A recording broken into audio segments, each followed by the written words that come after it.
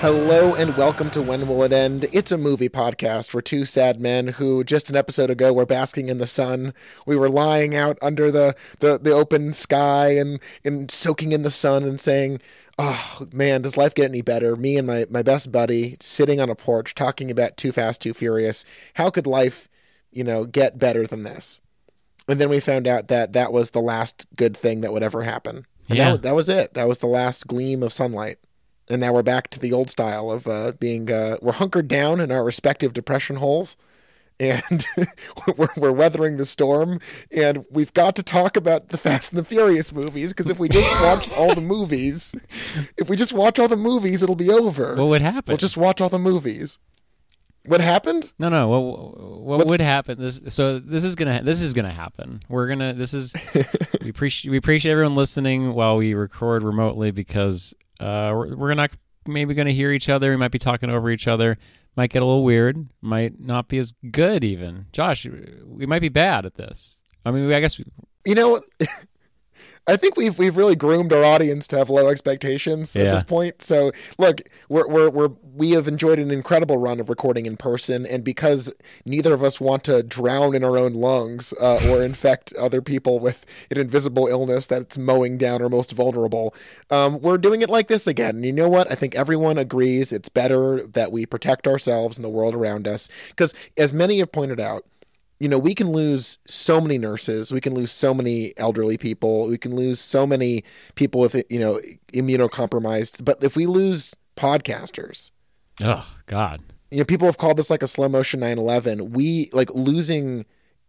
If we had lost podcasting in 9/11, then the terrorists would have won. Wait, was there podcasting? No. But I'm saying, let's say John Podcast, the man who famously invented podcasting. People don't know the story, Charles, but John Podcast worked in the 86th floor of the South Tower, and he was on his way to work that day, but had horrible diarrhea. And if he hadn't had that horrible diarrhea, because his wife made a dish for him, and he had diarrhea. By the way, people at home, Charles is coughing or something, so don't touch Charles. I just ate a peanut butter sandwich.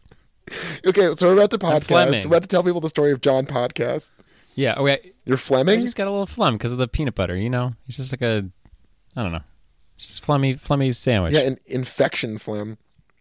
I like that the last thing I texted you before we started our live text of Fast and the Furious Tokyo Drift was, okay, I just need to pee. And you said K. And then we just launch into a straight hour and 45 minutes of texting about this fucking movie. Yeah, it's definitely a weird... It was a weird way to do it. It was fun, though. It's like we used to, back in the old days, record, and I would never even know if you'd watch the movies because I couldn't trust you. I hadn't. Now it's nice to at least watch it together and text together and know that you're doing the work. And also now we are video chatting while we're doing this, so I'm looking at Charles's handsome face, and look at us go. Yeah, I can't stare away. Okay, so honestly though, it's a pleasure to be looking at your face rather than the main character's face for the next hour. Yeah, this is a fascinating movie. We're talking about how these franchises grow and expand, and I think what's so interesting is that this movie is so complicated. It so complicates the idea of a franchise, which I think is fascinating, because this series has been so piecemeal and patchwork. We're on our third movie, our third director. Now Justin Lin, who we're with now, we're going to be sticking with for some of the most essential elements of the Fast and the Furious franchise. Does he do... And I believe he's doing Fast 9. Yeah, he does 4, 5, 6 after this, I think. Does he do 7 too? I think he drops off. I have it pulled up over here. It looks like he does Tokyo Drift, Fast and the Furious, Fast 5. He does 6 as well. Then 7 is James Wan, someone who will be encountering. Sneak peek, we may be encountering a certain James Wan down the road, but stick around. Wait, what are you talking about? Nothing, baby. I'm not saying shit. I'm not saying shit. So we're talking about, first movie Rob Cohen, second movie John Singleton, third movie Justin Lin, and I think what's interesting is that we're seeing this from that Fast and Furious first installation sandbox. What we're really seeing are interesting directors, well, 2 interesting directors and Rob Cohen, explore blockbuster visual storytelling in a really fascinating way. And I would say this movie is a fucking visual tour de force, and it's the first movie that feels like an aughts movie. Like, the first two movies sort of feel like 90s movies, and this really has a storytelling that really feels like something new. I really love that point. Yeah, it's. I was just watched Backdraft for the first time since I was a kid, and it's like 90s movies sort of sucked, and like mainstream, like they're very typical, and they all do the same thing, and like escaping 90s bullshit it's a really nice feeling to be in this new era. And with something that you talk about escaping that bullshit, the best part of this movie is whenever you are so enraptured by the best racing we've seen in the 3 movies so far that you forget the complete negative plot that this has. This has like so little plot that it's almost like it's like there are times in this movie where Justin Lin's visuals are so breathtaking, and I think we'll build up to that one shot that is absolutely the best thing we've seen in the series so far. That's like the justification at this point for the continuation of the entire series comes down to this one shot in this movie, I think. But the plot here is so ludicrously, like, it's so shallow and so stupid, and the fact that this movie works despite being hamstrung with a genuinely horrible lead and a story that I could describe as it's not even worth talking about the plot, which we will. But. I like it. I really like the plot of this movie because it's so small, and I think this does what the first one didn't do about this idea of family. Where, like, even though they don't bring it up at all, and yet I get a much closer sense of this like dockside gang of like family members that have chosen to be part of each other more than the first one, which was just like this aimless. It didn't really capture it. And this, I think, without any plot, it like really could let you just live with these people. Well, certainly Han is fucking rules, and the magnetism that he expresses on par, I would say, with a Dom Toretto. You sort of understand, that loyalty and the split things. Han and Twinkie. They're like Twinkie just hanging out with these people, and it's like the first one and the second one, they're so like the plots are very 90s. They're very complicated. Like, this shit has to happen. Who's behind this? What's going on? This is like literally a fucking loser from Alabama, which we learned from his AIM name, is Bama Boy. Wait, I didn't catch that. That's brilliant. Roll Tide, motherfucker. He's just a little Bama boy, and this whole the whole plot of this movie is that he learns how to drift. Yeah, that's true. Like, that is literally. But what happens other than that is like he learns how to talk to his data. He learns how to be a man. Navy Papa. Hold on. Learns how to build a car. Let's go back to the top of our text exchange and let's just break down this movie. We had a lot of reactions to it. All right. So first off, this movie sort of inexplicably starts in an American high school where I know this is like hack to complain about this. Everyone looks fucking 40 years old at this high school, to the point where I was like, are they at a high school? It was such an egregious abuse of this Hollywood trope that I was like, are they in a junior college or something? Because I think you pointed out that the absolute shithead playing Sean, the horrible main character, is 26.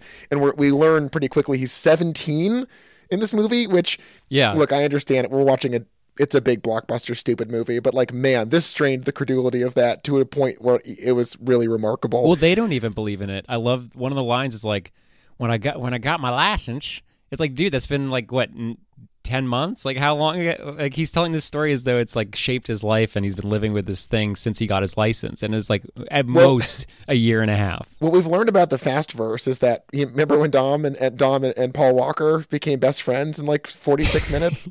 Yeah, it just, they move fast. Whoa, they live like a quarter mile at a time, man. Not anymore. We can't talk about that anymore. Yet. We cannot talk about that yet because Dom. Did you know he was in it? I did not know he was in it. Wow. What a great reveal at the end. We get a little taste of the Dom. This was the first... actually, the last thing that we texted was me sending you the Rings intro to when I tried to watch Sonic. Oh, yeah. Man, that movie sucked. I didn't even finish it. Oh, I loved Sonic. I thought it was great. Really? Oh, really, yeah. I thought it was terrible. It was like exactly what I wanted out of it. Like, it was somehow Sonic the Hedgehog really delivered the one thing I needed from it. I have no complaints about it. Wow. Yeah, a lot of bad jokes. Some good jokes, though, but a lot of bad jokes. Jim Carrey is fucking incredible in it. Oh, I think he really carried the movie. He's so fucking good. Absolutely. I almost stopped after like 10 minutes, but then I was like, no, I got to wait for Jim to show up. And he is doing...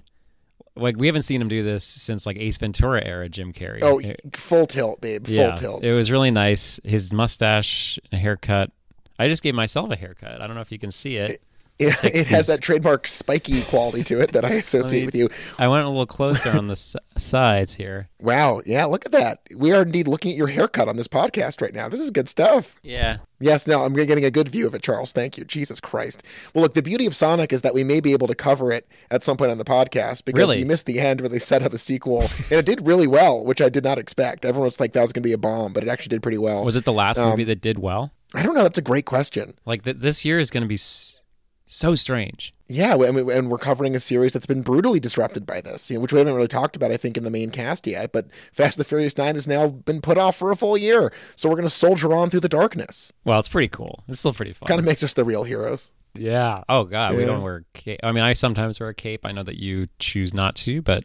it's a choice I've made. Yeah, I sometimes It occurs to me... By covering Lynn, this is our second Lynn movie. We did Star Trek Beyond. Yeah, we should start. I'm going to designate a wall in my house to like the yarn wall because we're starting to get a lot of crossover. We had the main villain in this movie is Shredder in Out of the Shadows, so we have a little TMNT relationship going on. We got a Star Trek relationship going on. Yeah, it's fun. It's really beautiful. Okay, let's get back to the fucking movie. We start with piece of shit, awful ass Eminem looking motherfucker Sean in high school. He looks super fucking old. And so we were talking about, the misogyny in these movies, and I think I agree with you. This movie definitely, like, right off the bat is like easily the most objectifying towards women of the three so far. Yeah. The only female character who has any substantial role is so fucking terrible and so such an afterthought. Both the acting is abysmal and the character itself is just awful. And there's a horrible scene in this, like in so many of these movies, where Sean, like the cocky lead, figures out the damage of the girl in the movie, and it fucking sucks. Ugh. And like she sucks too, so it's kind of hard to be that sympathetic. But like, I truly hate it when it's like, let me guess, your mammy and your pappy didn't give you enough attention. Had to walk around it's like, fuck, just shut the fuck up, Sean. You're such a piece of shit. Yeah. But there's an upskirt in this movie within the first 3 minutes.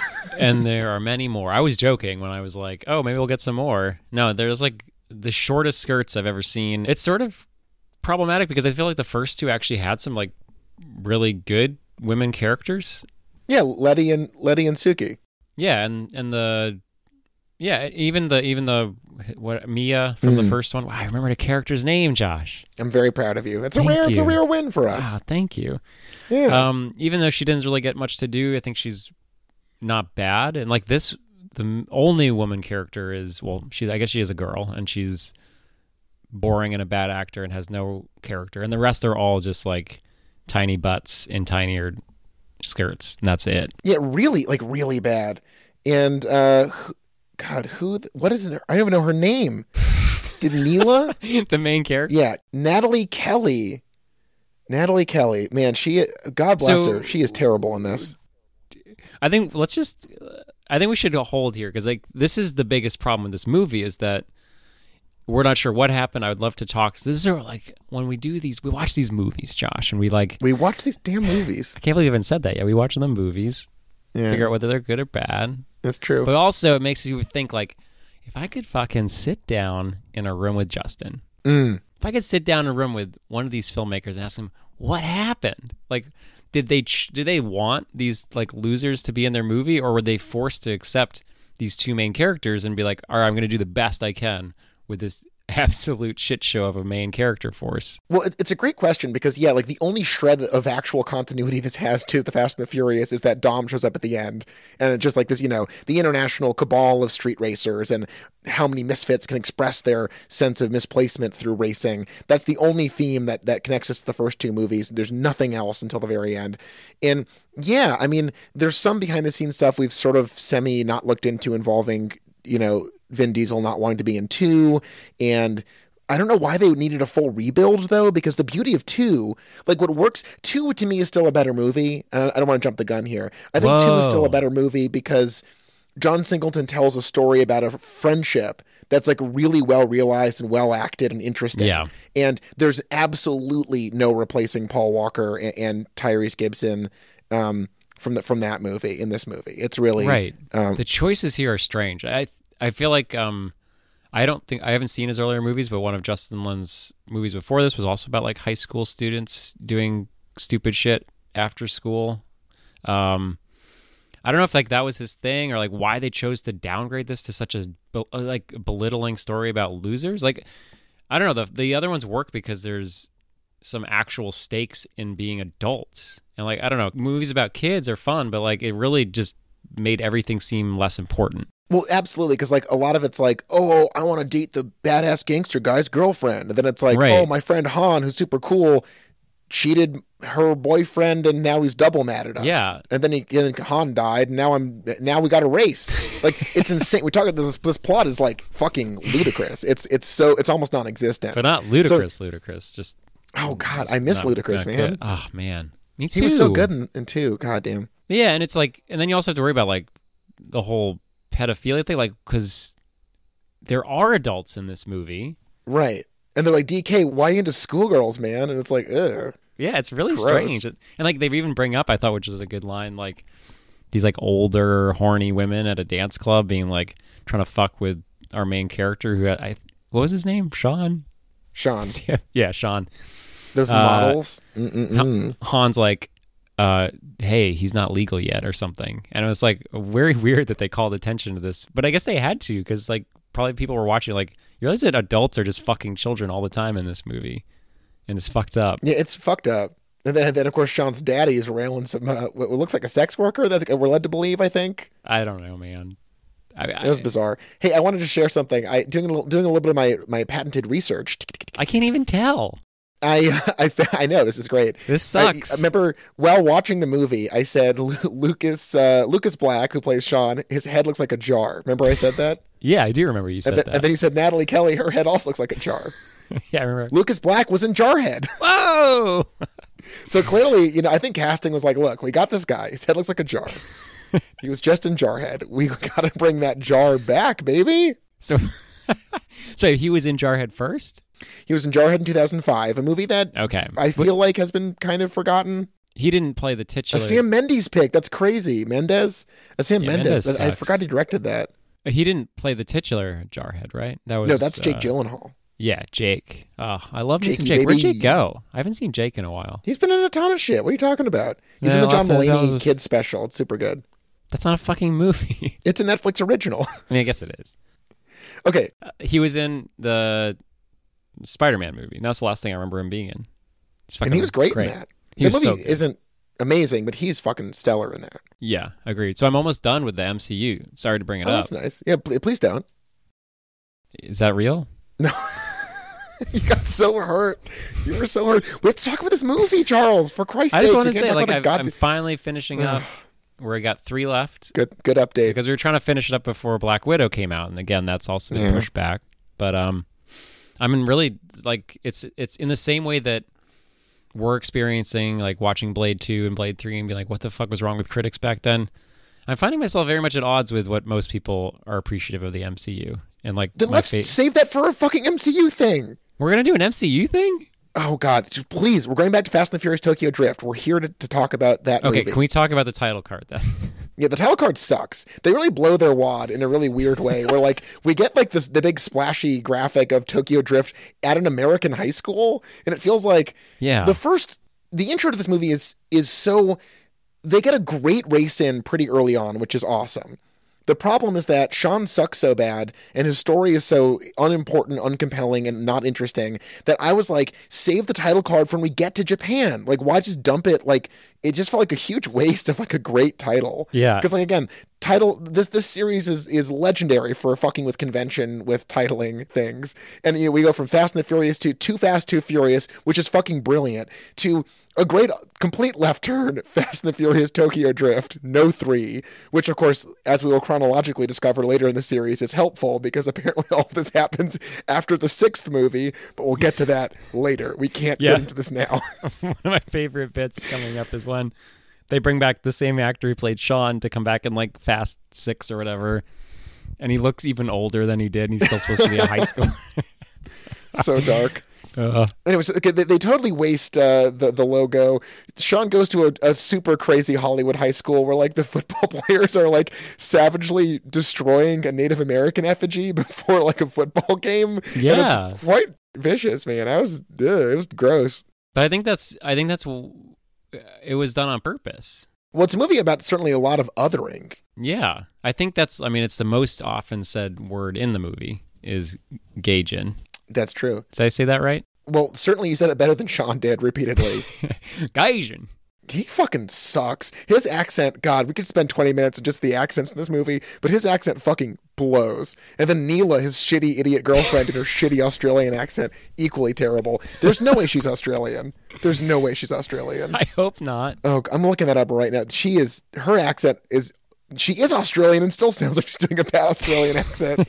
Dear God. What an idiot. They're like every time they started talking, we were like, what? Because we're transfixed by the visuals. We're transfixed by like the other characters like Han and Twinkie and Sonny Chiba shows up. And every time anyone else is not on the screen, we're like, oh, we're watching a movie. This is really great. And then they show up and start talking like, oh, fuck, we're back. It's like a WB like kid soap opera when they show up. Like the energy just grinds to a halt. You can straight up like call someone during those scenes or like go microwave a pizza and like come back. You're not missing anything. Yeah, I bet if we timestamped our text messages to the movie, like we would not have been texting during race scenes and any scene where like Han was talking or where Sonny Chiba shows up, and then as soon as the main characters start talking, we're just like texting nonstop. It's which is wild, but it's true. And again, I'm not sure. I think it speaks to, Lynn's success despite whatever bizarre choices led to this casting situation and whatever the condition the script was in.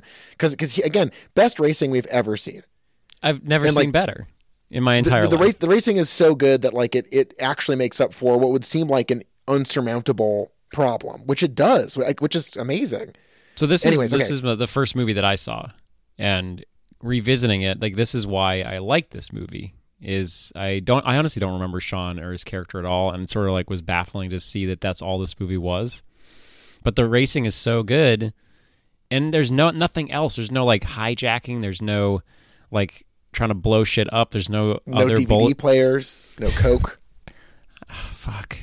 But yeah, it was actually sort of refreshing to have this be a racing movie, which I don't think has ever really happened. There's been races. This is the purest one. Yeah, because there is no there's no scheme. No one's undercover. No one's trying to beat the clock. It's just fucking racing, baby. Josh, okay. They race for women.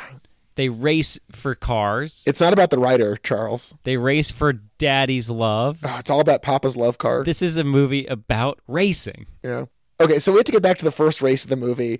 First off, big shout out, maybe dark horse MVP candidate, the chubby kid who gets his stomach airbrushed at the beginning of the movie, and Sean does nothing because Sean fucking sucks. He just watches this kid getting tortured, and he's like, "Nah, fuck it." Well, I think, and that scene is like not crosscut, but it immediately follows the like smashing of the Native American stuff. Like it's showing these white people as just like trash people, just monsters. Yeah, and appropriately, I'm not complaining. Which is cool. Like we've gone from a movie directed by a white person that wasn't very good to a movie directed by an African American that like brought up race issues much better, and now we're to have a movie by I think it's Taiwanese American director, and this is like bring up this whole there's so many different voices being told in this series. This is like one of the biggest successes of this series is that it's like a huge cross-cultural storytelling experience. And that's Bow Wow as Twinkie, and he's fantastic. Bow Wow does a great job in this. He did a great job. Okay, so the guy who wrote this, Chris Morgan,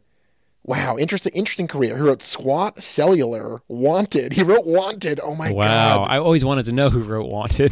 It's this fucking idiot. He wrote 4, 5, 6, and 7, and 8, and Hobbs and Shaw. Wow. So he really he's not very good, but he did stick around for a long time. Wow, interesting. Okay, the first race in this movie is fucking. This movie is so trashy in ways that it's so delightful. But so this movie, of course, has Sean, our shitty loser protagonist, who just sucks horribly. And what looks like the kid, is it the kid from Home Improvement who plays the evil jock? I don't know, but he was good. And it's set apparently in Arizona, according to Wikipedia. Josh, it could have been anywhere. He moved around so many times. Zachary Ty Bryan plays Clay, the quarterback of Sean's school. And yes, that's Brad Taylor. That's Toolman Taylor's kid. Oh my God, good spot. I know. I know my Home Improvement alums. Did you watch Home Improvement? Everyone did. Legally, you were required to in the 90s. I didn't watch it. Well, it's one more thing that your upbringing has been well documented was problematic, and this is yet another mark against the family hobby. Yeah, absolutely. Okay, so quarterback girlfriend, who's our first upskirt of the movie, Nikki, is like, I like your car, you hot stud. Yum yum yum, mama like. And then what does Sean do? Y'all, it ain't the ride, it's the rider. And what does that mean? She's complimenting your car, which is basically complimenting him and his penis, and he's like, it's just a piece of machinery. It fucking sucks. Yes, we get it, Sean. We get it. It's not the car. It's the driver. Yeah, you idiot. Anyway, so him and the quarterback have a stupid fucking argument that sucks, and who gives a shit? But whatever. It's time to race. But what will they race for? Sean goes, I'll only race for pink slips, because he says everything stupid in this stupid ass movie. and the quarterback's like, my car's $80,000, bro. I'm not racing on that. So his girlfriend, this again, Chris Morgan, God bless you, you piece of shit. His girlfriend goes, why don't y'all race for me? No, she doesn't say it like that. No one else is talking like Sean, Josh. You're getting a little carried away. Forgive me. Because he's from out of town. She is a pretty neutral accent, being from Arizona. But she goes, why don't you race for me? That was really good. Which is like, she's a high school student wearing like the most stereotypical slutty high school girl outfit that like an 8th rate porno would put together. And she's now like trying to like force her boyfriend into a brutal race for her. It's very bizarre. It's just really a weirdly dark tone that it strikes. But that's where we are, baby. Fast 3. That's where it starts. Do you think if they tied, they would have both had to have her? Oh God.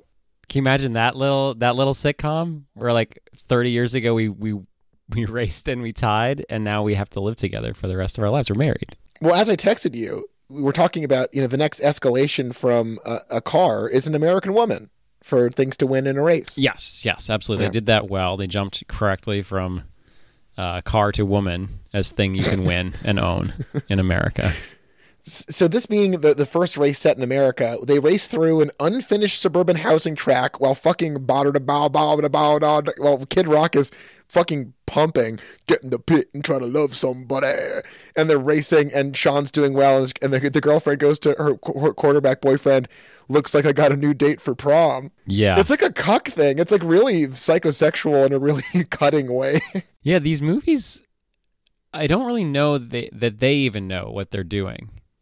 In these, like, especially casting and it's like setting this in school. We already talked about it. It's like it takes these very intense situations and just sort of it minimizes it in some ways, but then in the other ways, like completely maximizes it and just turns it into this strange fetishistic just nightmare escape that we have to watch these like kids doing the craziest shit for like literally no reason. For no reason. Oh, sorry, the quarterback threw a rock through his window. Okay, so you actually raise a really good point here, because the depiction of car crashes in this movie are gut-churning. Yeah.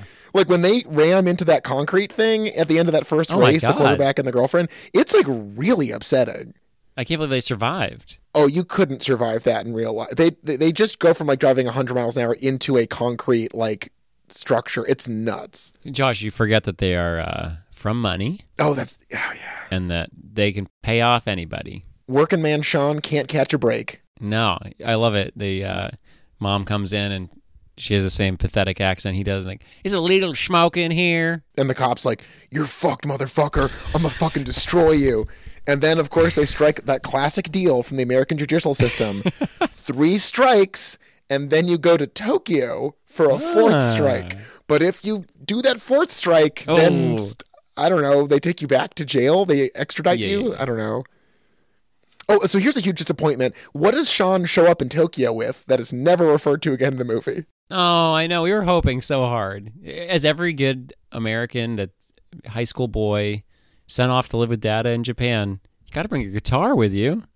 Strap it on your back. It's the baguette in the shopping basket of male protagonists. Oh, poor guys. But he never used it again, and we never even see it out of the case. Do you think maybe that's just the case that he had, and he was bringing... There's a car in it? You think there's a car in it? Fuck. Do you think he can even... Like, can you bring that on a plane? Or did he check the only thing... You can bring a guitar on a plane. It's too big. You got to stow it at the beginning. You stow it in the front. You stow it? You know, at the front where you can leave differently sized things at the front of the plane when you enter, like not bring it to your seat. I never knew that. People do this. Did you know Japan is a day ahead? I didn't know that. Not until this movie. So watching Tokyo Drift. I was going to go to Japan for the first time this spring, And while I can't do that because a horrible illness is wreaking havoc on the global stage, that's just a horrifying, terrifying thing to live through. So I can't go to Tokyo, but I honestly feel like this is the next best thing. Pretty close. It's pretty close. I have to say, they make Tokyo look cool as fuck. When you go, can you please bring a guitar with you? Definitely. And also check my watch in slow-mo, which is one of my favorite shots in the whole movie. Sean checks his watch in slow motion. It's like a 5-second shot, and it's completely inexplicable to me, but it's in slow-mo. Yeah, it didn't make any sense. I think they're really trying to show us the time moves differently in Japan. Yeah. So he gets to Papa's house, and Papa just finished railing someone. Someone was just getting piped in Papa's house. It's a weird character that is there. I mean, honestly, so this is sort of the thing that I was talking about earlier. It's like we have this cast of characters that are pretty boring, and I think a better acting situation would have made this so much better. But like, he provides the Deus Ex Carica at the end. He like, and there is he whips that fucking gun out. Boom! Yeah, he saves his son. Like, a better filmmaker, a better screenwriter would have had something come of that between the father and the son. But like, it's just thrown away. The father only shows up to save the day or to yell at him, or like, he only brings supposed conflict or conflict resolution and nothing else. Yeah, and they don't resolve their relationship at all in the movie, which I was really struck by. Like, completely, it's bizarre. Well, I guess we're supposed to assume that at the end, Sean just becomes in place of Han and just like becomes a new drug lord. They call him the new DK at the end, though, which is weird. Oh, he takes over DK, so he's now Sonny. They call him. Son. Remember, someone at the end, Twinkie goes, "Someone wants to race the new DK." Yeah. Well, I was just saying that he's the new Drift King, but maybe he took over all of Drift King's personal belongings too. I think it's like an RPG. So let me ask you this: we were talking about recasting Sean. Yeah. I want to recast a lot of people in this movie. First off, my vote for recasting Sean is Marshall Mathers. I think this is the time Eminem comes back off the hype of 8 Mile. He plays Sean, and it's sick. I want to drive cars. No, we're trying to find someone better, not someone that's exactly the same. Marshall Mathers as Sean, and Harvey Keitel as Sean's dad. I was mentioning like a Harvey Keitel as just like a scummy, like in my version, he's like a heroin addict. Here's my whole thing with all these movies. Imagine if because we've talked about how in these movies, no matter what happens, it's the same stupid, fucking shitty, weird, like international party at every race of women in short skirts with the midriff showing and horribly dressed men with stupid cars. What if it was just like more like grim and stark and barren and less fun and more driven by like that need to survive? Like, their efforts to make this seem cool, I think, take away from the coolest parts of it, because the cool part of the racing is not the shitty party happening before and after it. It's like when they're alone and out there on the road. So by a similar token, it's like, what if this dad wasn't this like sort of clean cut Navy guy, but like a shitty, gross, like Bad Lieutenant style motherfucker? Like, it's not that hard to make that storyline more interesting just by adding a little bit of grit. Yeah, no, I think this is this might be the last of those. We'll find out, but I have a memory from 4 onward that the partying drops way down. We're no longer in the party scene. We're just in the like crime buster scene. But we'll find out. Nice. Okay, so Sean goes to school. Or recasting? Want to do your recasting bit? I don't know. Jamie Bell. I'm trying to see like who would have been a viable candidate in 2006. I'm not sure. Maybe a Joseph Gordon-Levitt could have been good. That would have been better, though I find him unbearable by other means. Right. I think his unbearableness was like, when did Brick come out? 2005, right? That sounds right. Yeah, he would have been in the right place at the right time. That would have been a good follow-up to Brick. He would have looked more like a high schooler, too. Anyways, okay, so getting back to the plot. So Sean has to go to school. He has to wear a stupid fucking outfit. It sucks. He hates it. He goes to school, busts into that classroom, and he fucking clocks a hottie right off the fucking bat. Neela, what's up, girl? It's me, your boy Sean. Ha, Do you I'm think Sean. She would have thought she was a hottie if the camera hadn't told us she was a hottie? Or do you think if No, she looks like a normal person. She looks like another Jarhead. Do you think they just are going to make new Jarhead people? I mean, they both have large craniums, so that's very possible. It's not even large. It's like basically rectangle. Like their heads are the shape of a jar. Yeah. Oh. Well, jars aren't rectangles, famously. That's a box. Yeah, it's a 3D box. Yeah, it's a 3D box.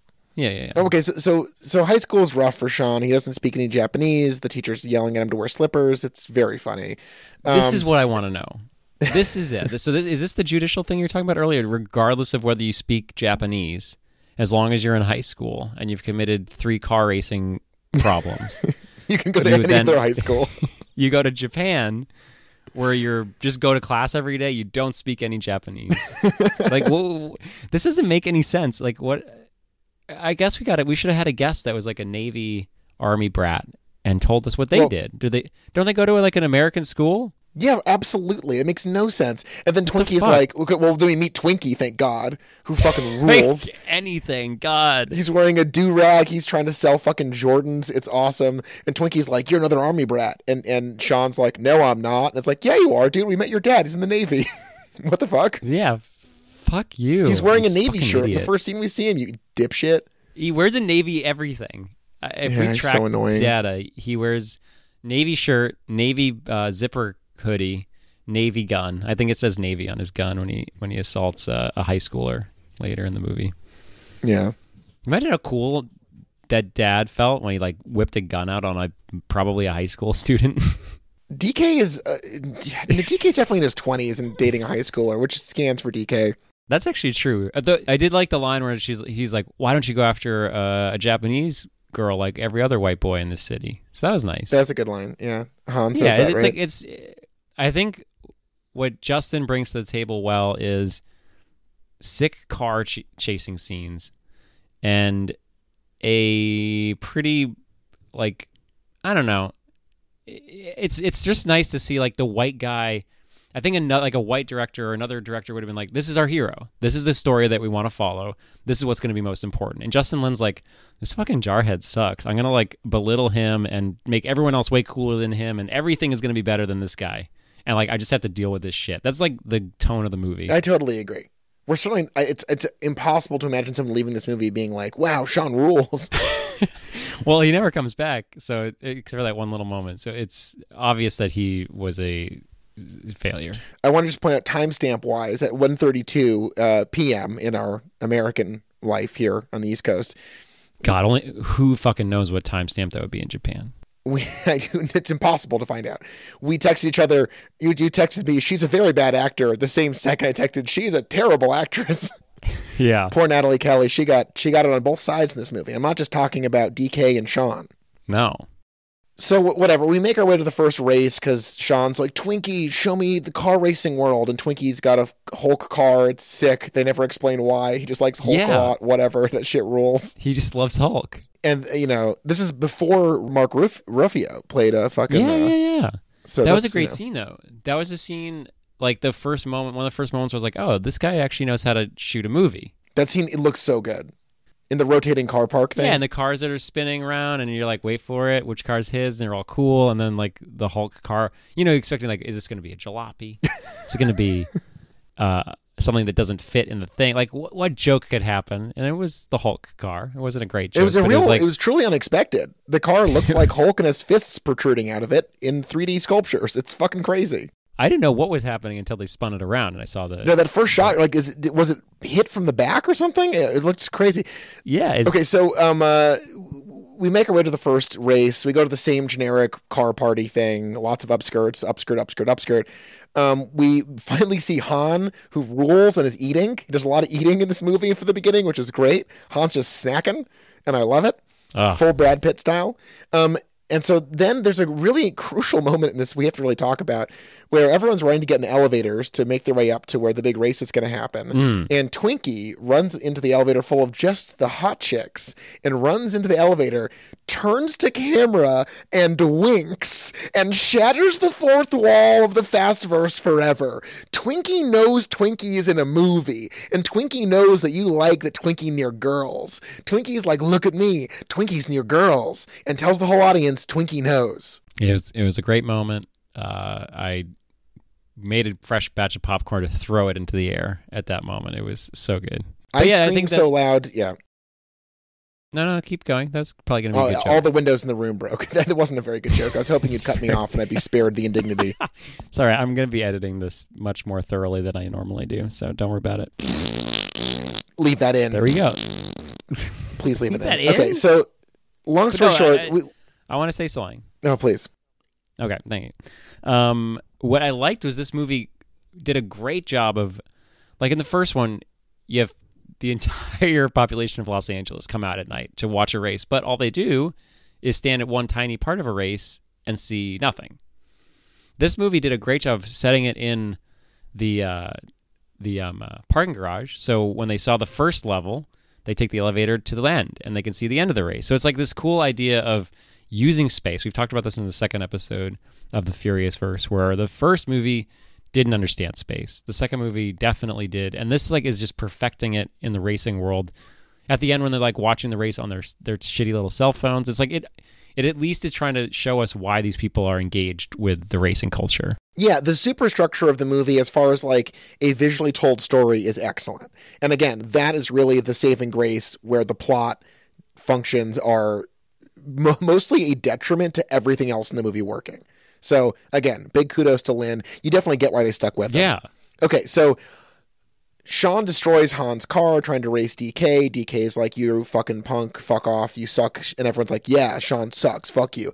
But Han, who's like, oh, look at this fucking idiot. I can enlist this tool bag into being my little lackey boy because he ruined my car. He starts grooming Sean, sends him to a fucking, a sauna to try to get money back for him. And he gets his ass beat and it's fucking funny. He has terrible chest hair distribution.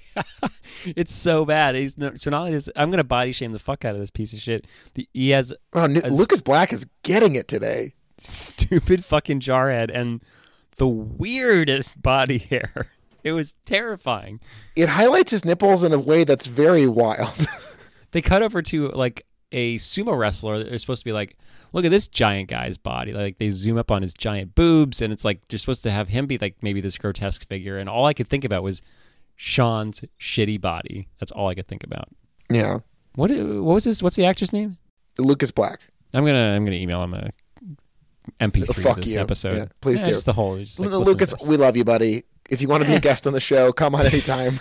We'd love to have you. No, Josh, we have standards here. I'm not fucking. Yes, forgive me. That was a joke, Lucas, or whatever the fuck your name is. You're a dumb little jarhead. Go back to your jar.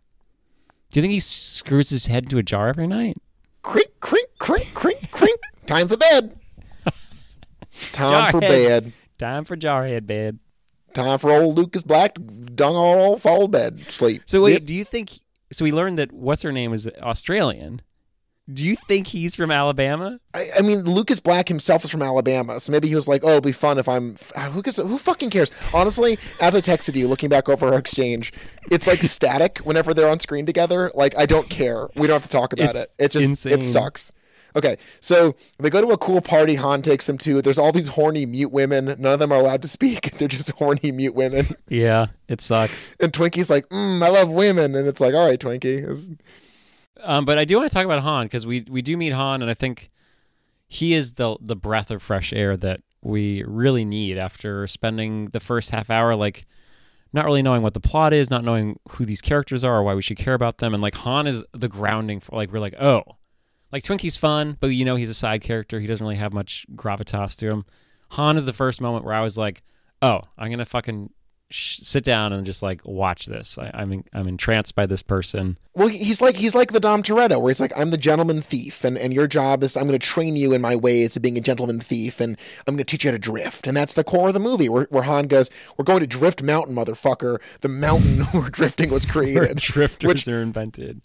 Yeah, I'm going to level with you. I don't know a lot about drifting history outside of Tokyo Drift. I took it at face value that there is indeed a mountain outside of Tokyo where drifting was crafted by, I don't know, Japanese elders. Nomads, yeah. But I'm going to disagree with you. I think Dom is... We've gotten into this fight before, I think, where I don't like Dom. I think he's boring. Vin Diesel really doesn't do it for me. And I think Han is like... He's fucking cool. Like, everything he does is fucking real and cool. I believe that this person exists, and I would love to be friends with him. I totally agree. Han is very cool. You argued he was cooler than Han Solo, which I might say is a step farther than I'm willing to go right now. But he's a close second, Han. So, and I said that to be mischievous and try to get your goat, but after thinking about it, I think he's way cooler than Han Solo. This is so you. You just say something to be reactionary, and then you're like, you know what? I'm actually going to formulate my whole identity around this ridiculous take. I'm not even complaining. I know your deal. But no, I think, I mean, everything that Han Solo does. Sorry to talk about Star Wars, but I don't know. It's just so big and like fucking Han's sitting in a car driving on Tokyo streets. Fuck, you can't get cooler than that. Okay, so, right. So as I texted you, so there isn't an actual plot still. Like there's no larger story, and you say, "Don't think so." He learns to drift. I think that's the plot.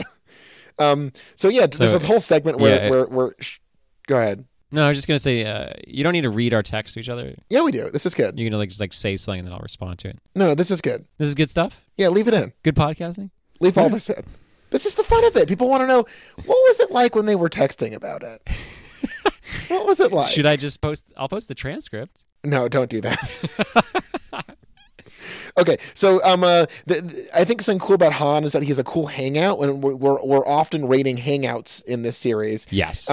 You want hangouts to get cooler as they go on. Han sort of hangs out in the dock with the dock guys, and the dock guys are like, this Sean guy can't drift at all. But later they're like, this Sean guy, that's not such bad drifting. I like those guys, and I think that's sort of like... It's a nice way to tell a story. That's the spice that Lynn and the screenwriter, like, I think they did that well. Like, the little moments that are not a part of the story, because the story is not really a part of anything. They rest in moments that are fun and small and good. Well, it's kind of like The Wire, where there's like a couch in the middle of a big open area. Oh, yeah. Like everyone's hanging out on the couch on the dock. I loved it. Fuck yeah. Okay. Yeah, it was good. It's a great hangout. I say it's probably, if we're to bring this back to TMNT, not as good as the first Teenage Mutant Ninja Turtles, but maybe as good as the second one. I was thinking, I love the Blade 3 hangout, the original hangout in Blade 3 before it gets raided when they're on the water. That's a cool fucking hangout. The boat? The boat docking thing. The Whistler? Where Whistler has like even more guns than normal taped in and things. God, I miss Blade 3. What a good movie. Yeah. Okay. Sean comes home late from doing Han work, and Navy Daddy goes, Sean? And kicks him out. And Han, this is one of my favorite little details in the movie. I texted you this while watching it. Han is like having a cool guy Han party at his like Toretto like car hangout, where they're looking at a video of like footage from inside of a race car. Did you notice that? They're like hanging out, like drinking with cool models, and there's like just like more racing footage playing on a screen behind them, and it's like, these guys don't take a fucking night off. No, man. All they do is goddamn think about cars. I mean, that's what high school. That's like the only thing that makes sense about casting this as high school is like that's sort of what you do when you're a kid, is you have a thing that you do all the fucking time, whether it's sports or I don't know, cocaine or I don't know. You just like you do something and you just do it all the time as a kid, and then you have to be an adult. You have to like do more than just the one thing that you love. It's true. But not these kids. These kids are still kids. You grow up and they never grow up. They just rip your innocence away. Oh, fuck. Can't drift all day long anymore. We're broken men. Did you... question for you. Please. They're very into drifting in this movie. The title's called Drift. That is a big part of the film. They draw a lot of attention to it. There's a movie called Drift. Yeah. There's a mountain called Drift. Teach me how to drift. Do you think they might have been able to go faster in the ending chase scene where they're driving through Tokyo if they hadn't drifted quite so much? I think that's kind of what I like about this, is that in the first movie, they seem to be moving at fucking light speed through a major American city, and it's like, this is bizarre. And this movie's all about like, no, you're going to hit shit. Like even, there's almost no race where someone doesn't like fuck the car up, because it's like, I liked that. Yeah, me too. No, it's funny, like just seeing all this drifting and this, it was like, the second one added turns, and it added like an actual direction style that made it fun to watch the races. And this, like, very little CGI. There definitely was a little bit, but very little. And it was just really fun. It is fun to watch cars do shit that cars don't normally do. I think you got to the heart of these movies right there. Right, but like the next ones are going to take uncommon car moments. They're going to take a huge step and start CGIing the fuck out of everything. And like this is a small breath where it's doing crazy shit, but it's all real still for the most part. Yeah. And I think this 3 really marks the, like, for me, this might be my favorite one. We'll find out. But it's like, it's the beautiful middle ground between unrealistic bullshit and, I don't know, then characters that you like. It's like, for me, everything's perfect except for the main characters. I think what makes the triumph of this is that the premise of the movie, that racing is interesting and emotionally compelling, succeeds despite some terrible casting and a weak script. So I think, yes, I hear what you're saying. Yeah. Okay, getting back to the plot for a minute here. Fucking shitty Sean and fucking boring ass Neela go on a dumb car ride where they talk about their stupid lives. No one gives a fuck, and it sucks. It's beautifully shot. They're on Drift Mountain, and she's showing off her drifting because they flirted via AIM chat in class. So DK finds out about this, goes to the docks, the cool dock hangout, and beats the shit out of fucking Sean, who sucks, and he's mad at everybody. Whatever, stupid plot, boring. We get it. DK hates Sean. And then we get to the fucking champ, the legend himself. We've been hearing about DK's cool Yakuza uncle the whole movie, and who fucking shows up swagged out in an all-white outfit, three-piece suit, overcoat, big-ass droopy hat, dank-ass scarf. Who the fuck is it, Charles? Who's the stunt casting? The one stunt casting of the movie? Well, would you say Dom's stunt casting, or is that that's a cameo of a staple of the series, so this doesn't that's different. Okay. We got ourselves a little man known as Sonny Chiba. Easily the most enrapturing performance in the movie outside of Han. He's so good. Like, he looks cool. He's badass. Yeah, I was thinking about how, like, as a boy, I watched a lot of weird movies, a lot of Japanese movies, and like I remember when Kill Bill came out, and like how so many people had access to Sonny Chiba through Kill Bill. And it's cool. It's like if you knew who Sonny Chiba was when watching Kill Bill, and I guess this movie too, which came out just a few years later, it's like, oh, this is like an amazing stunt casting. Or if you hadn't seen any of these movies and you're just like so engrossed, like, wow, who is this guy? You can go back and rewatch all these movies from the 70s and 80s, and like it's fun the way that this like really connects you to, it's not, I don't know, it's sort of like remakes and shit. It's like they're not bad, they just like allow you access to a thing that you don't know yet, or if you do know it, it's just different, and it like just gives a breath to this whole universe we're watching. Yeah, totally. I think also like it legitimizes this whole experience as like this like cult cinematic sensation by bringing in legends like this. Like it's nice. Yeah. It is. It was really awesome, and he's fucking great. He is so good, and his job is just to be like the most generic bad guy, and he just is so slick and evil and cool, chomping on cigars, saying cool shit like he has betrayed us, and like just like cool shit like that. It's awesome. It's like a little treat. You've made your way through some terrible acting, and you get a little treat. Yeah, I like at the end how he's like, everyone's watching the race on their cell phones, and he of course doesn't have a cell phone because he's an old man, and he's just like smoking a cigar. Okay, so basically he shows up to do a big leap forward in the plot, which again, the way that they blast through plot shit, 'cause it's so stupid, is kind of delightful, where Sonny's like, you know that guy Han? He's cheating us. And they're like, okay, that's it. So then he goes to Han, and Han's like, yeah, I'm cheating you. It's what we do, man. We're fucking shitty scumbags. And this kicks off the best race of the entire series so far. The race, the chase through downtown Tokyo.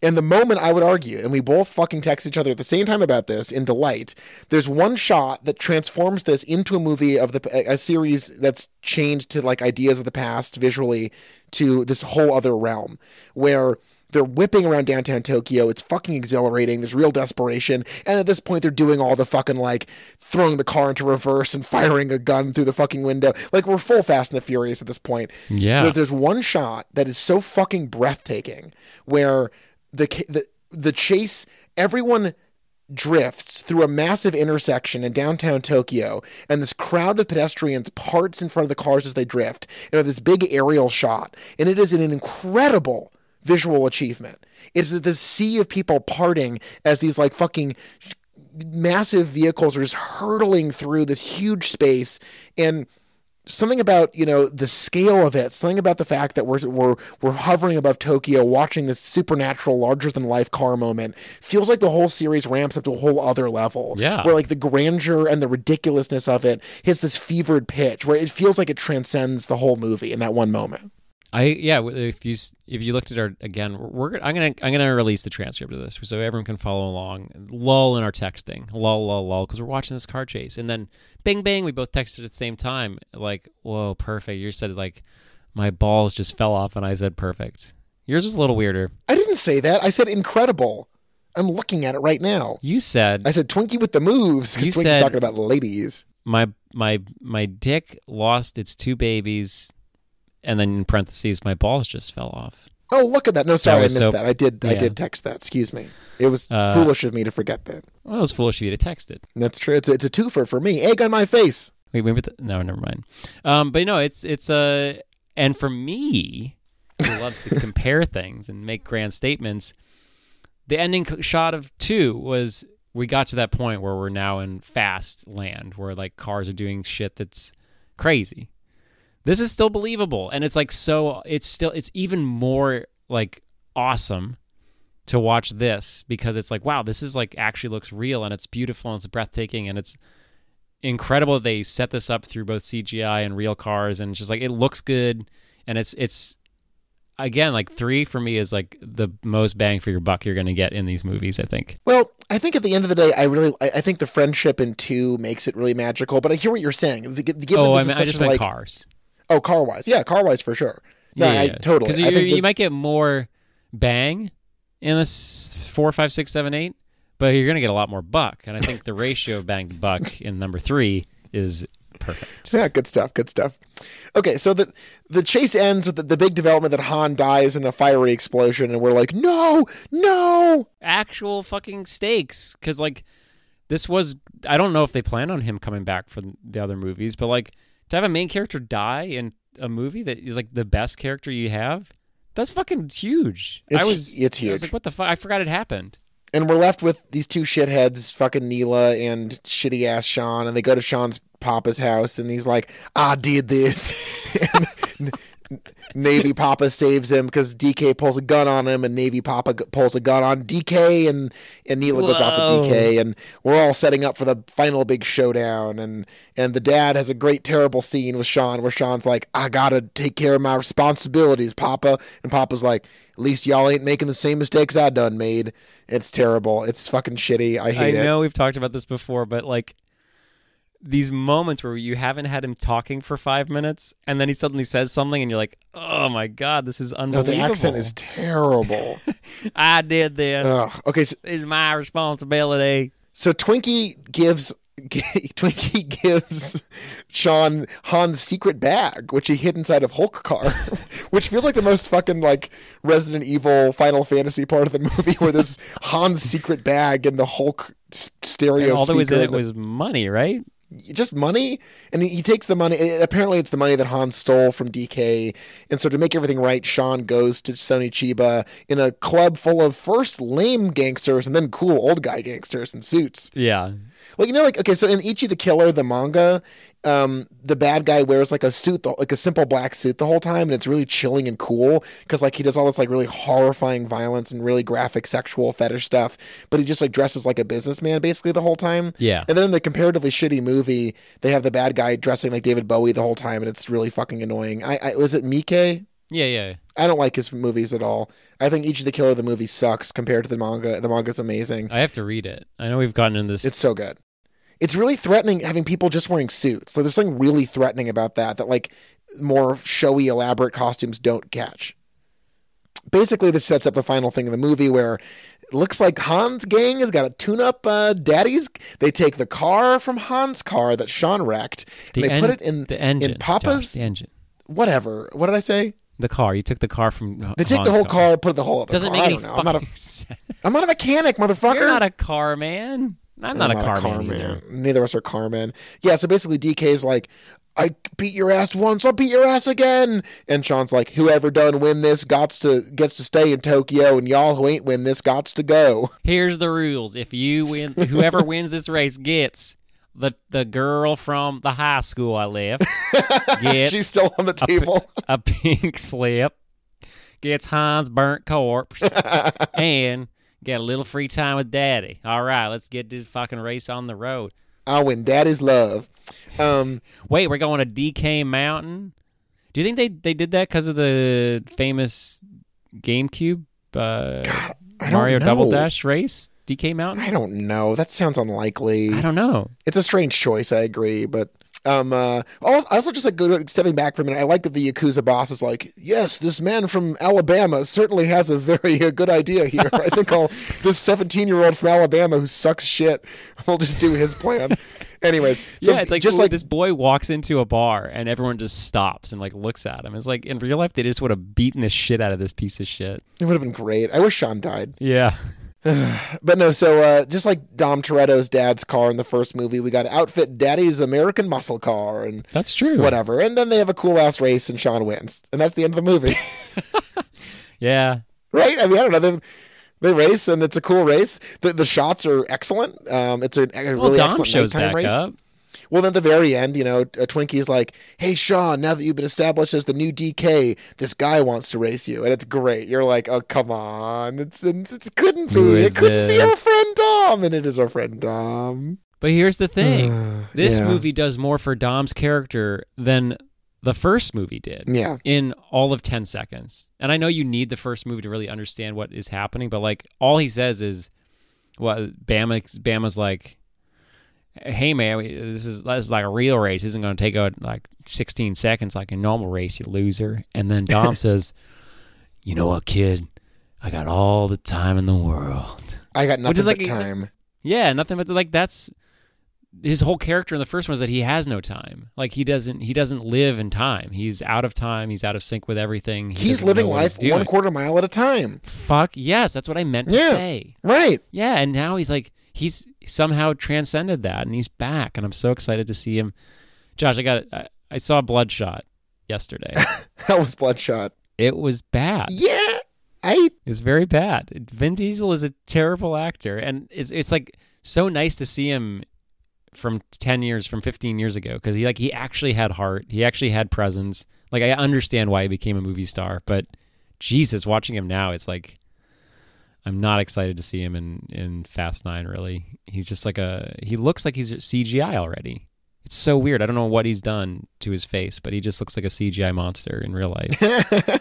Aren't we all monsters in real life, Charles? We play a civilized person, but underneath all of us, there's a writhing, seething id or Vin ego. I can't remember Diesel. which one it is. There's so many of those. We're all a Vin Diesel on the inside. Yeah. Wow. We all want to drive Daddy's car, and we're all Vin Diesel. So true. So true. Okay, so we're getting towards the end of the episode here. Yeah, let's do some awarding. Let's do some asking. Yes, so I've given it a lot of thought. While watching the movie, I wanted to give Sonny Chiba the MVP award, but I think I have to say that you're right, and Han has to win MVP. Yeah, I was going back and forth too. I think Twinkie is obviously in third. Twinkie definitely great, but Twinkie, you did yeoman's work to make this movie work, and I admire it. Yeah, but you're not quite on the level of a Sonny Chiba or I don't remember the actor's name, but Han. They're both fantastic. But I think Sonny Chiba is a great bit of power casting, but ultimately Han is the heart of this movie. Josh, you watch a movie about racing, you think you know who's going to win the race. You see like, oh, here's the hero. This is the track. A lot of shit's going to happen. But we know down deep that our hero is going to win the race. And somehow against all odds, against the character of Sean and whatever her name is, and Neela, some bullshit, Han still won the race. He made it through. Yeah. He drove right into my fucking heart, and he just became a part of it. When he crashed and blew up and went into flames, and the embers of his corpse rained down upon Tokyo, they also rained down upon our hearts. Yeah. And that he will live there forever. And it's confusing because he drove his car into my heart earlier in the movie and stayed there. But then he blew up in the movie and his ashes also became a part of my heart. It's a complicated experience, these movies. And can I just tell you something? I'm still baffled by them. I feel this is an important thing to share on the podcast. Will you permit me a brief deviation? Yeah, of course. That's all I want to do is deviate. My younger brother just texted me the following text. Dude, I just bought the sickest pair of underwear. He's now describing how it makes his genitals feel. How does it feel? But he had called me while we were recording, and I was like, I'm going to ignore this. This is not the right time. But Sam, if you're listening... Wait, he called you about his underwear? Apparently, for real, it feels like my balls are being swaddled by a cloud, but like a really warm, soft cloud. Josh, is this our first ad money? Are you leading us into a MeUndies commercial? Could be Mac Weldon. No, we are not getting any money for this. Fuck. Look, so I think we can agree MVP goes to Han, runner-up Sonny Chiba as cool uncle guy, Yakuza uncle, third place Twinkle, and absolute shit-eater fucking boot heel trash-ass fucking dumbass piece of shit of the movie, Sean. Fuck you, Sean. You suck. He sucks. It's incredible sucks. how I would actually watch this movie again. That's how good this movie is. Is that? Oh my God, yeah. It had the worst lead I've maybe ever seen in like a serious big movie, and he's an actual liability to the film, which is crazy. He's distracting. He doesn't make any sense. He's awful to look at, awful to watch, try to act, and somehow I'm still in love with this movie. Visually speaking, I texted you this again. I kept forgetting who Sean was because he just looks like nothing. And then he talks, you're like, who the fuck is this? Like, oh, it's Sean. And there are races that are so good you forget everything else in the movie, which is incredible. So yeah, it's a real bizarre movie. Like, it definitely works, but like it's hamstrung by this problem, which is why, again, I'll go back to my power rankings. Right now, Too Fast, Too Furious is still my favorite. This is a close second. Are we now doing mid-ranking rankings? I'm just fucking look. It's coronavirus time, baby. The rules are out the window. We could be dead by the time this comes out. I know. I'm declaring a state of emergency on this pod, bro. Wow, great. As governor, as executive producer, as EP, co-EP, I declare co-EP. But I'm still EP. As an executive producer, I'm declaring emergency podcast rules are now in effect. Okay, so let me ask you this, Charles. At this point, knowing that we're going into more Justin Lin, which I feel like is maybe makes this vote unfair, but again, emergency session, so anything goes. Are you asking when will it end? No. Fuck no. Me neither, baby. No, yeah. I love it. We got Dom back, motherfucker. Han was so delightful. Justin Lin is. I just can't wait. I've never seen 4, and I'm so excited to get to 5 again. That like I can't wait to see our friends again. I want to get back among our pals. So wait, is what's his name back too? Dead Boy? Let's all find out together in the next one. Just find out next. Oh, wow. Let's not set the table too much here.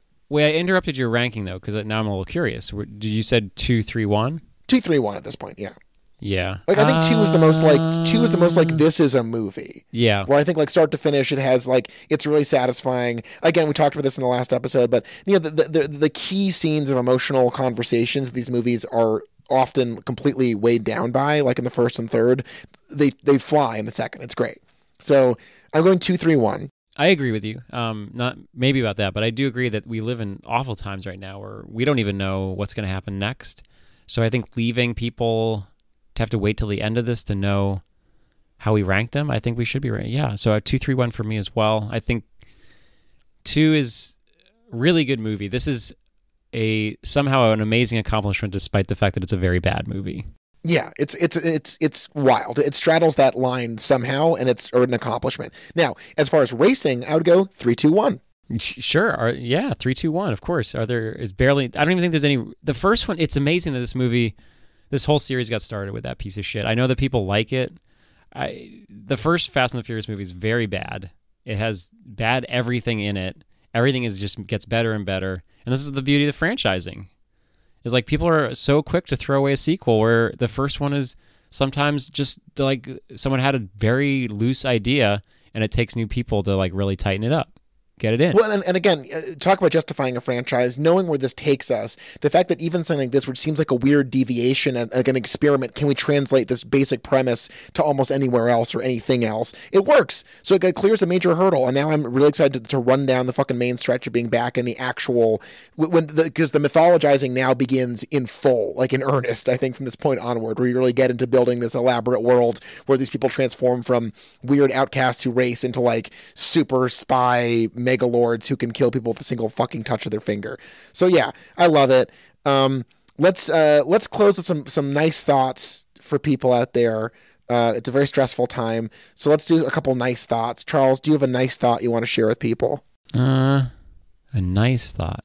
Well, I think one thing that's been really nice has been everyone like sharing stuff right now. And I know we do it anyway. We've been doing it for years. So I didn't mean to get into that. We're cool, but like, it's nice to see other people also now sharing stuff and giving things away for free and just like engaging in art. So that's been really nice. Just to like see the ways people are hunkering down in awful isolation, but still like trying to partake in a society. It's been nice.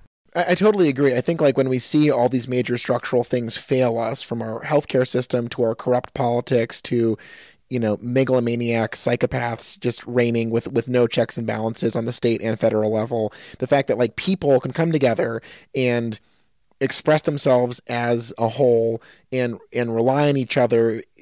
There's no excusing the massive gaps in our society that exist, but like, it's so nice to see people coming together. And like, I really, at a time where we saw this really depressing Democratic primary happen, where it feels like, oh man, we can never beat this horrible system that just relies on itself to self-sustain itself. Like, it's this disaster has like forced people to come together, and at the very least, we have each other, and that's been so powerful. Yeah. And I'm so thankful that if you're listening out there, we love you so much. Thank you for listening. Yeah. And Charles, I love you. This is so great. I love you too. It's weird doing it this way, but it's just I can see why people want to do this. It's just it's a lovely time to create in the face of all this terrible shit. I'm so happy that Johnny Podcast had diarrhea. Like, where would we be without this legacy to go back on?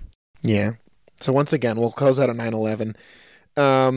Thank you for listening. Stay tuned. We got more coming in. And if you're at home and bored and you are quarantined, or you want to distract yourself from the waking nightmare of life today, shoot us an email, get in touch. Well, we'd love to share your shit on the show. Yeah. We love you all. And we will see you in the confusingly titled Fast and the Furious 4, Fast and the Furious. Wait, what's our email address? Ooh, wwiepodcast@gmail.com. Yeah. Oh, and you know what? I also want to just say, I know this is a sort of shitty of me to do, but I'm just going to fucking do it. You piece of shit. I'm unemployed. I don't really know if I'm going to be getting money because unemployment sucks. If you like the show and you get to this point in the podcast and you're an avid fan and you want to just like chip in some money to help us out, at WWIE Podcast on Venmo, just tip us. I live for tips and I don't have that right now, and you can help us at least. Josh had to spend $4 to rent this movie today. Yeah. Where'd that money come from? We should really focus on me right now. We will be splitting the money evenly because though I am employed, I just think it's fair. It'd be unfair. That's true. Just because you're unemployed, you got more of the money. That would be unfair. But yes, please support us. Yeah. I will not burp again. If everyone tips, I'll stop burping on the mic. Wow. That's a big promise. All right. Well, so it's at WWIE Podcast is everything. So you can follow us and you can share us. And you please send us an email, send us a message, wwiepodcast@gmail.com. We'd love to hear from you and just share what's going on. All right. Fuck Sean. Thank you for listening. Sean's a piece of shit. Next episode, Fast and Furious.